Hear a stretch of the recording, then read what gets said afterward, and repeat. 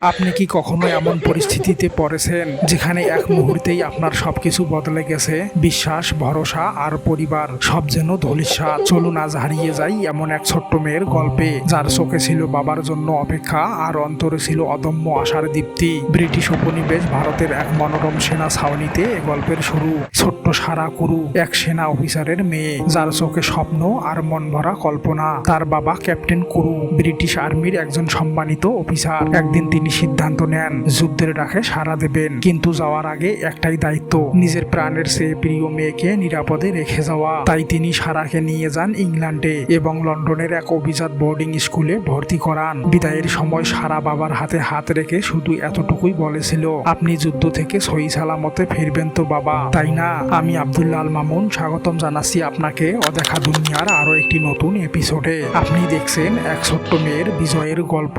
সারা যেন এক রূপকথার চরিত্র, ক্লাসে অসাধারণ, গল্প বলায় বেশ দক্ষ আর বন্ধুত্বপূর্ণ ব্যবহার। এমনকি শিক্ষিকারাও তাকে পছন্দ করে। ছোট্ট ছোট্ট মেয়েরা তার মুখ চেয়ে বসে থাকে কখন সে নতুন গল্প বলবে। তবে হ্যাঁ, তার জনপ্রিয়তায় ঈর্ষার আগুন লাগে তার প্রিন্সিপাল মিস মিনচিনের মনে। বাহিরের হাসি আর ভিতরের কর্কশতা এই মহিলা সারাকে একবারেই পছন্দ করতেন না। এভাবেই আনন্দ ঘন মুহূর্তেই কাটতে থাকে সারার প্রত্যেকটি দিন। কিন্তু হঠাৎ একদিন খবর আসে তার বাবা ক্যাপ্টেন কুরু যুদ্ধক্ষেত্রে নিখোঁজ। কয়েকদিনের মধ্যে ভুল তথ্য ছড়িয়ে পড়ে যে তিনি মারা গেছেন। এই খবরে শুধু সারা নয়, পুরো স্কুল যেন স্তব্ধ হয়ে যায়। তবে সবচেয়ে বড় ধাক্কাটা আসে যখন তার প্রিন্সিপাল মিস মিনচিন ঘোষণা দেন, তোমার বাবার আর কোনো সম্পদ নেই, তুমি এখন স্কুলের বোঝা, তোমাকে এখন কাজ করতে হবে। সারার ঘর, জামা কাপড়, এমনকি পড়াশোনার সব সুবিধা কেড়ে নেওয়া হয়।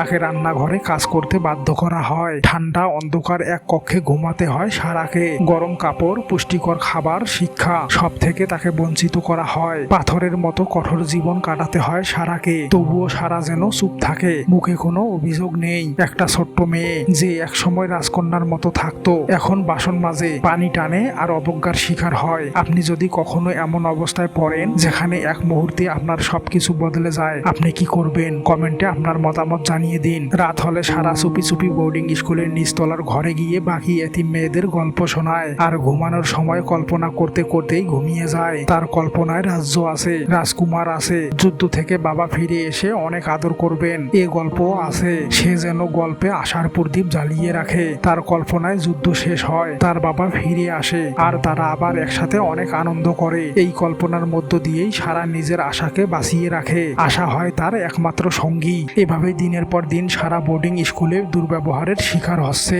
অনাহারে, অবহেলায় একাকী দিন কাটানোর পরেও সে আশা ছাড়ে না। একদিন সে জানতে পারে আশেপাশের হাসপাতালে যুদ্ধ ফেরত সৈনিকদের রাখা হয়েছে। তার মনে হয় হয়তো আমার বাবাও সেখানে আছেন, হয়তো আহত আর নয়তো স্মৃতি হারানো অবস্থায়। তবে এত ছোট্ট মেয়ে একা বাইরে যাবার অনুমতি কে দেবে? ঠিক সেই সময় পাশে থাকা এক সদয় ব্যক্তি, যিনি বহুদিন ধরে বোর্ডিং স্কুলে কর্মরত, চোখে পড়ে তার আকুতি। সে বুঝতে পারে এই ছোট্ট মেয়ের কষ্ট সাধারণ নয়। সে চুপি চুপি সারাকে এক বিকেলে স্কুলের পেছনের দরজা দিয়ে বের হতে সাহায্য করে। আপনি জানেন কি, যখন পৃথিবী মুখ ফিরিয়ে নেয় তখন কোথাও না কোথাও একজন ফেরেশতা রূপী মানুষ এসে সাহায্যের হাত বাড়ায়। এই ছোট্ট সাহায্যটাই শুরু করে একটা বড় অলৌকিক ঘটনার পথ। সারা একটুও দেরি না করে ছুটে চলে যায় হাসপাতালের দিকে। হাসপাতালের দরজায় পৌঁছে ভেতরে প্রবেশ করতে গেলে এক সৈনিক তাকে বাধা দেয়। সে বলে এখানে কোনো সাধারণ মানুষ ঢুকতে পারে না। এই ছোট্ট মেয়েটি তাকে অনেক বোঝানোর চেষ্টা করে, আমি শুধু আমার বাবাকে খুঁজতে এসেছি।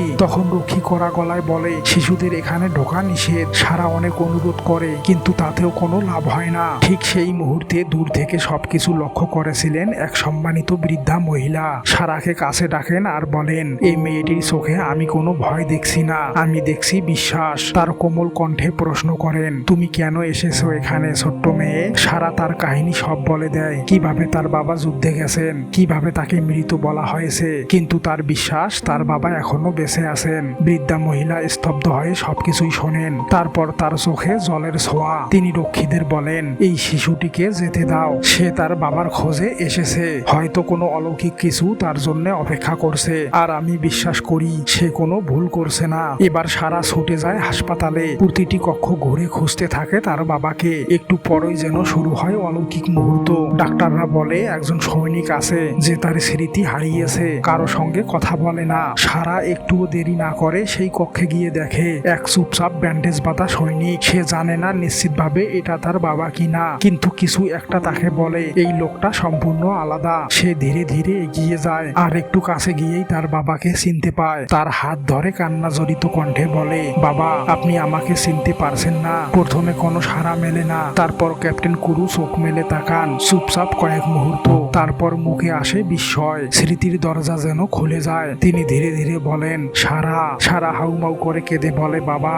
বাবা মেয়ে একে অপরকে জড়িয়ে ধরে, যেন এক আবেগঘন পুনর্মিলন ঘটে। সারা ও তার বাবা হাসপাতাল থেকে একসাথে বের হয়। সারার প্রিন্সিপাল মিস মিনচেন এই খবর পেয়ে যেন স্তব্ধ হয়ে যায়। তার দম্ভ আর অহংকার যেন চূর্ণ বিচূর্ণ হয়ে গেছে। ক্যাপ্টেন কুরু তার মেয়েকে বুকের পাশে রেখে দৃঢ়ভাবে আসতে থাকেন। এবার সারা আর কোনো নির্যাতনের শিকার নয়। সে ফিরে পেয়েছে তার ভালোবাসা, সম্মান আর পরিচয়। সামনে পড়ে সেই সম্মানিত বৃদ্ধা মহিলা যার জন্য সারা আজ তার বাবাকে খুঁজে পেয়েছে। এবার তার সামনে উপস্থিত সবাই দাঁড়িয়ে সেলুট জানায়। আপনি যদি কখনো এমন এক দরজায় গিয়ে দাঁড়ান যেখানে কেউ আপনাকে ঠেলে ফিরিয়ে দিতে চায়, তবে মনে রাখবেন আপনার বিশ্বাসই কাউকে বাধ্য করবে সেই দরজাটি খুলে দিতে। সারা শুধু তার বাবাকে খুঁজতে যায়নি, সে নিয়ে গিয়েছিল তার বিশ্বাস, ভালোবাসা ও দোয়া। এই গল্প কেবল রূপকথার নয়, এটা বিশ্বাসেরও গল্প, যেখানে দৃঢ় বিশ্বাস, বাবার ভালোবাসা আর একটি ছোট্ট মেয়ের নিষ্পাপ হৃদয় অলৌকিক মিলনের পথ তৈরি করে।